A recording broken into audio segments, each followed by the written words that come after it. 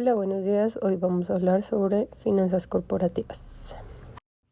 Es un tema que se remonta en la antigüedad, cuando se tomaban los ingresos y los egresos para conseguir inversionistas. Para explicarlo mejor, haremos unos pasos a seguir para así tener éxito en nuestras empresas, ya que comenzamos en la antigüedad, donde los gerentes financieros solo tomaban ingresos y egresos.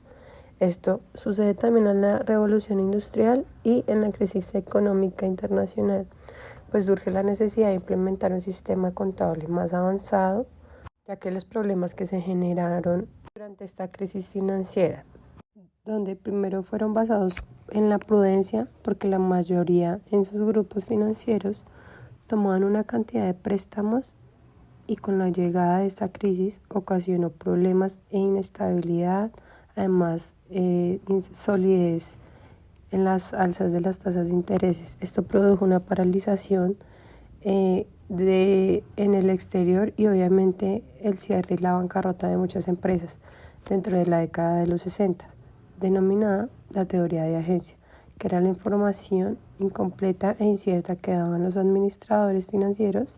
Esto creó diferencias sociales y la división dentro de los directivos. Y desde ahí, ese es el punto de partida de la cantidad de problemas e inconvenientes que surgen en esta época. Es ahí donde arrancamos nosotros con la estructura financiera, con gran veracidad, y surge análisis de impuestos, costos de flujo, para así encaminar a las empresas al éxito. Además de ir avanzando en el análisis de pasivos, activos, planificación que conlleva a que nosotros tengamos un presupuesto y control de capital. En la estructura financiera encontramos el costo capital, pero primero necesitamos saber qué es ese costo.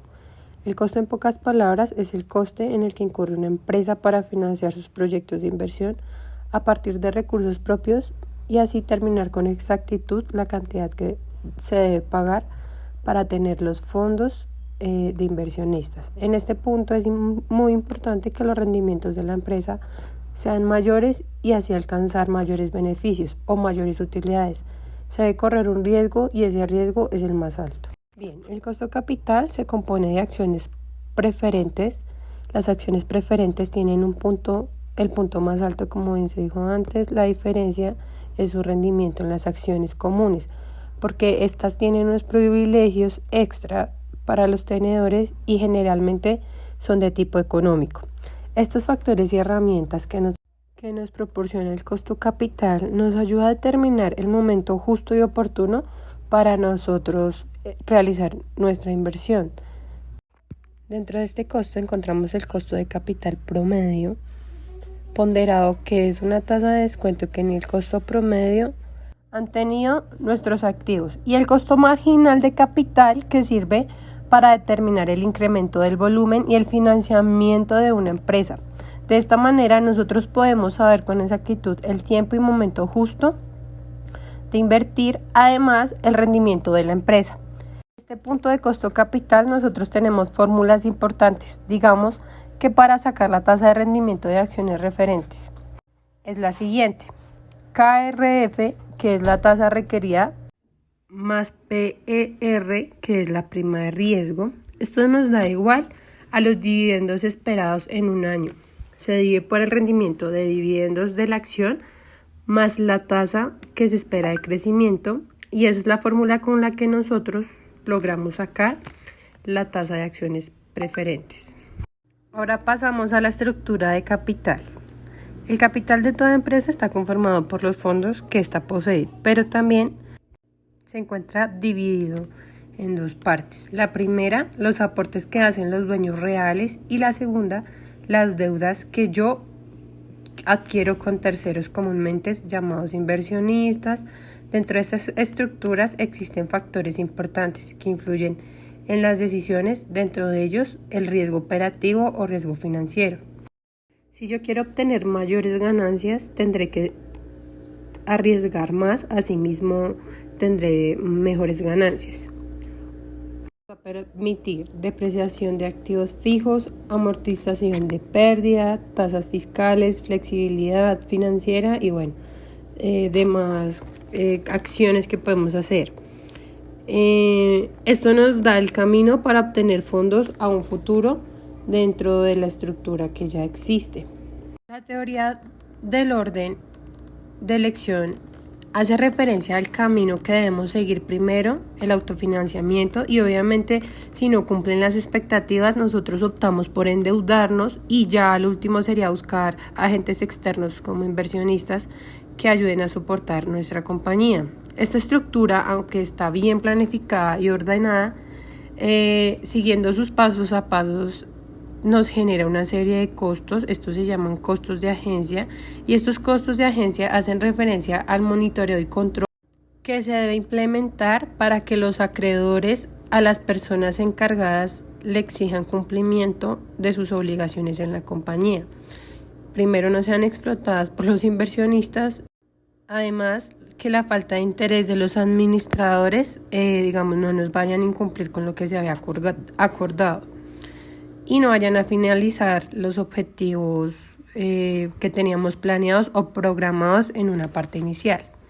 Ahora vamos a tratar el capital de trabajo.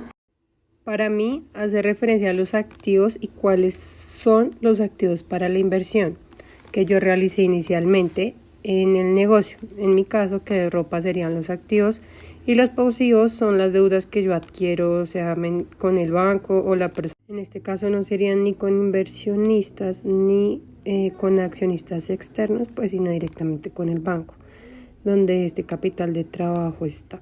Dentro de este capital nosotros debemos tener en cuenta ciertos componentes. El primero son las cuentas por cobrar, pero estas se manejan de contado. En mi caso también debemos de tener en cuenta los pasivos y la rotación que está teniendo el inventario para así manejar las finanzas.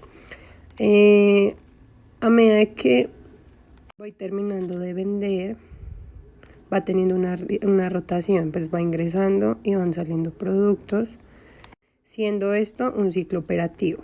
Con este capital de trabajo podemos arrancar el presupuesto de capital, el análisis de flujo de efectivo.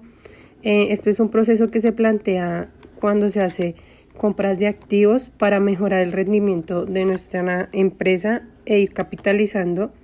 Es un gasto necesario para el crecimiento de la misma. El tiempo estimado para los frutos de la inversión supera el año, y ese presupuesto que nosotros hacemos durante ese año es un balance de los pro y de los contra. Allí puedo saber qué me favorece y qué no me favorece, en cuáles debo trabajar más para cumplir mis objetivos y así llegar al éxito. Esto se maneja como un proyecto independiente, pero también se tiene en cuenta la expansión de los activos y la recuperación del capital. Es un punto importante tener en cuenta durante estos presupuestos y análisis. Continuamos con la evaluación del proyecto. En esta nosotros debemos tener presente los flujos y las entradas que se tiene, las tasas de interés que estoy pagando, durante qué periodo, qué recuperación estoy teniendo, la serie de factores que me dan en un valor neto, y ese valor neto que es el valor presente, que es lo que yo tengo en este momento, como en efectivo o pues en las cuentas. Luego de examinar o hacer una evaluación de mi proyecto, se debe tener en cuenta los riesgos que tengo en ese momento. Como sabemos que hay la posibilidad de que no se cumplan mis expectativas o no encontrar un punto de equilibrio pronto. Y ese punto de equilibrio es el nivel de ventas que, aunque no genera utilidad, tampoco genera pérdidas. Entonces es como mantenemos una línea donde no estamos ni muy arriba ni muy abajo. Nosotros en todo el proceso, yo creo que el tema donde no estamos ni arriba ni abajo es muy importante, pues en un emprendimiento para la vida diaria debemos tener muy clara esta planeación, y esta planeación inicia con la estructura inicial, con la evaluación, riesgo, el paso a paso que pues acabamos de ver. Gracias. Y tener en cuenta el análisis de la simulación, pues digamos que es lo que me va a acercar a lo que puede pasar en el periodo determinado que estoy realizando toda la planeación, tener en cuenta qué puedo mejorar y cómo lo puedo hacer.